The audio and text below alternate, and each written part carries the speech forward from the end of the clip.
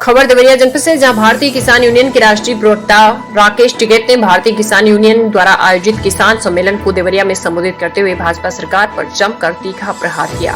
इस दौरान अपने संबोधन में टिकैत ने कहा कि मोदी सरकार ने देश में विपक्ष को खत्म कर दिया है। सरकार तानाशाही हो गई है और किसानों की जमीनों को एक साजिश के तहत हड़पने का कार्य कर रही है। इस सरकार में आंदोलन का कोई मतलब नहीं। उन्होंने कहा कि सरकार ने बिहार में लालू प्रसाद यादव, उत्तर प्रदेश में मुलायम सिंह यादव, हरियाणा में चौटाला व महाराष्ट्र में ठाकरे के परिवार में फूट डालकर उनको तोड़ दिया है और गंदी साजिश रचकर किसानों की जमीनों को जबरिया अधिग्रहण करते हुए बड़े उद्योगपतियों को सौंपने का कार्य कर रही है। इसको लेकर हमें एक बड़ा आंदोलन शुरू करना होगा।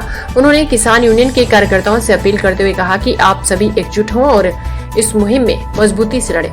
झारखंड में आदिवासियों के संघर्ष का जिक्र करते हुए टिकैत ने कहा, हमें भी उनके संघर्ष का अनुसरण कर अपनी लड़ाई अहिंसा के रूप में लड़नी होगी, तभी जाकर हम अपने मंसूबों में सफल हो सकते हैं। इसके लिए यूनियन द्वारा व्यापक स्तर पर जारी सदस्यता अभियान को और मजबूत करना होगा।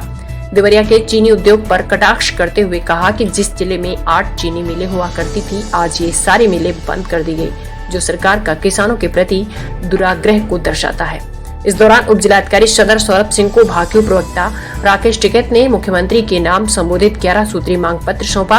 सोनूघाट चौराहे पर आयोजित कार्यक्रम में कुशीनगर, गोरखपुर जनपद के सभी पदाधिकारी व कार्यकर्ता के अलावा भाकियू जिलाध्यक्ष राघवेंद्र प्रताप शाही, राणा सिंह, विनय सिंह, डॉक्टर कृष्णा जायसवाल सहित दर्जनों पदाधिकारी व कार्यकर्ता मौजूद रहे। देवरिया जनपद से त्रिभुवन कुमार त्रिपाठी की रिपोर्ट। जो आपका आज यहाँ पे कार्यक्रम रहा देवरिया में, किस तरीके से आपने संगठन को मजबूत करने के लिए, आंदोलन को प्रखर करने के लिए क्या संदेश दिया है कि लोगों को? देश में एक बड़े आंदोलन की फिर जरूरत पड़ेगी। दिल्ली का आंदोलन एक देश को दिशा देने के लिए था। ये तानाशाहों से घबराने की जरूरत नहीं, दिल्ली को घेरने में फिर सक्षम है और दिल्ली जैसी हर राजधानी, प्रदेश की राजधानी को दिल्ली बनाने में ये देश का किसान, मजदूर, नौजवान सक्षम है। सरकार धोखेबाज है। अगर सरकार ठीक बात करती, लोकतंत्र में विश्वास रखती, बाबा राम भीमराव अम्बेडकर के संविधान में विश्वास रखती, तो हमको कोई दिक्कत नहीं थी। देश में पहले भी आंदोलन होते थे, सरकारें बातचीत करती थी, उनकी बात सुनती थी। अब ये सरकार लड़ाने का काम करती है कि कौन कैसे लड़ेगा और कैसे उसको तोड़ा जाए, उस पर काम कर रही। तो उसका मुकाबला तो आंदोलन के माध्यम से उसका मुकाबला होगा। क्या शांतिपूर्ण तरीके से, अहिंसक तरीके से उसका मुकाबला होगा। उसके लिए लोगों को तैयार करना पड़ेगा। एक ट्रैक्टर का एक्सीडेंट हो गया तो देश में ट्रैक्टर सड़क पर नहीं चल सकते। गुजरात में इतना बड़ा हादसा हो गया, एक दिन का शोक भी वहाँ पर नहीं बना। प्रधानमंत्री जी अपनी रैली करते रहे। तो चुनाव से ज़्यादा प्यारा इनके लिए कुछ नहीं है। जीत और सत्ता इनको चाहिए, उसका मुकाबला होगा। देश को जिस तरह से ये बेचने का काम कर रहे, किसानों की जमीन छीनने का काम कर रहे, आदिवासियों को जंगल खनन करवाने का काम कर रहे, तो देश में आंदोलन तो होंगे। पूर्वांचल के किसान अपने को अलग थलग मानता है किसान यूनियन से? नहीं, कोई अलग थलग नहीं। किसने कहा? ये संगठन यहाँ देवरिया में जो रफ्तार पकड़नी चाहिए वो नहीं पकड़ पकड़ रहा। रफ्तार पकड़ रहा है तो पूरा मजबूत यहाँ का संगठन, पूरा मजबूत संगठन है यहाँ का। कोई विचार की क्रांति आगे बढ़ रही है और वैचारिक क्रांति है ना। आज आपने 7-8 साल पहले देखा होगा, घर घर मोदी, हर मोदी क्या नारा लगता था। वही बच्चे वही बड़े हो चुके हैं। आज लगवा के दिखा देता है। आज विदेशों में गए, अमेरिका, USA तो गए हैं राष्ट्रपति या हमारे प्रधानमंत्री। आप करो उसी तरह की मीटिंग। तो पूरी दुनिया में यहाँ के मुसलमानों के खिलाफ कर रहे हैं, तो यहाँ का तेल जो इराक और वो सारा का सारा इनके खिलाफ होगा।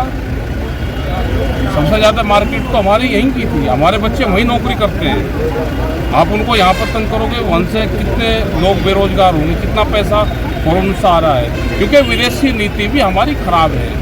ये चाहते हैं कि कोरिया की तरह देश बने, देश से कोई बाहर ना जाए, यहाँ पर मजदूर पैदा हो, इंडस्ट्रीज में काम करें और अपने घर तक ही महदूद हों।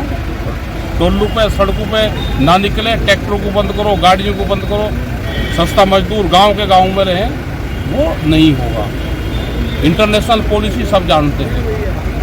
अभी आपने कहा कि सरकार साजिश कर रही है, साजिश तो साजिश से निपटने के लिए क्या करेंगे? आंदोलन, जन आंदोलन, वैचारिक क्रांति से बड़ा कोई हथियार नहीं है। विचार से तैयार करो लोगों को।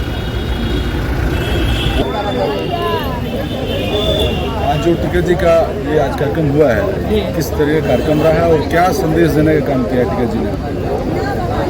टिकैत जी ने भारत के सर्वांगीण विकास, भले ही किसान नेता हैं और किसानों के लिए उनको जाना जाता है, लेकिन हमें रोटी देने वाला अगर मजबूर है, लाचार है और टूट रहा है, उसको खंड खंड किया जा रहा है, तो हमारा देश ही खंड खंड हो जाएगा। हमें वो बात याद रखनी चाहिए जो चौधरी चरण सिंह ने कहा था कि देश की खुशहाली का रास्ता खेतों और खलिहानों से होकर गुजरता है। तो खेत और खलिहान किसके हैं?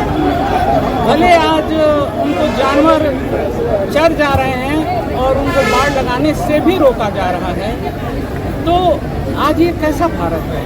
इन्हीं सब बिंदुओं पर जिस तरह से कारपोरेट्स को बढ़ावा देकर एक आदमी को एशिया का धनी बनाने के लिए पूरे किसानों को लूट लिया जाए, उनको त्रस्त कर दिया जाए, गरीबों को मार दिया जाए, गरीबों को बढ़ा दिया जाए और अपने को विश्व गुरु कहा जाए।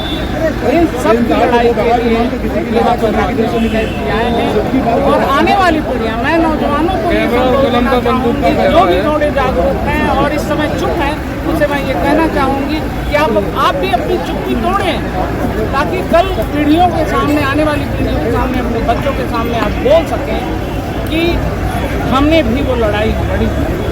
टिकैत जी का कहना ये है कि आंदोलन को और प्रखर करने की आवश्यकता है और संगठन मजबूत करेंगे तभी जा करके हम लड़ाई लड़ पाएंगे।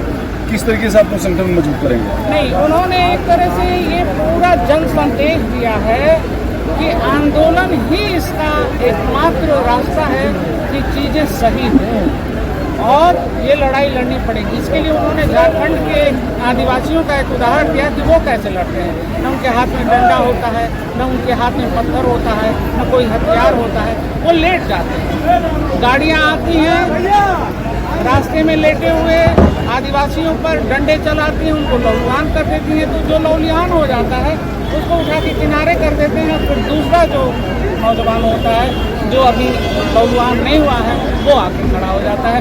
ऐसी लड़ाई करते हैं।